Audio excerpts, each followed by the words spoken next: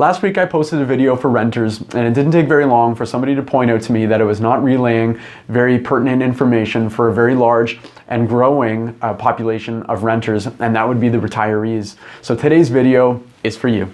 So last week's video was talking about the different documents that renters need to start gathering in order to be adequately prepared for their rental search. And one of those documents that I was describing was a job letter, which proves income. But if you're retired and you're not doing any kind of work anymore, then you don't have one of those. So the question would be, what kinds of documents could you gather and put in front of a landlord to satisfy that landlord and let them know that you have the ability to pay the rent?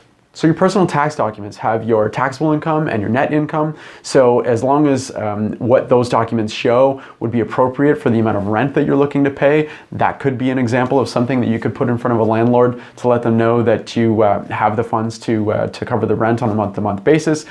If you happen to carry a relatively high balance in either a checking or a savings account or both, it wouldn't be difficult for you to obtain a personal bank account statement showing that you have funds from which you can withdraw in order to cover the rent.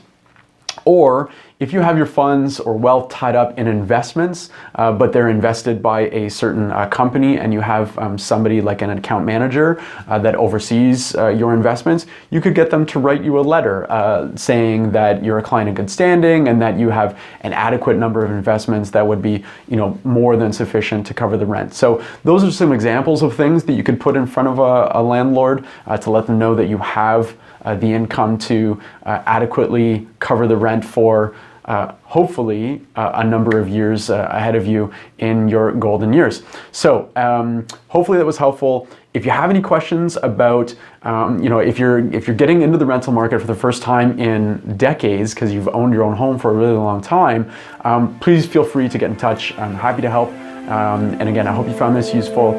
Thank you for your time, and I hope to see you again. Take care.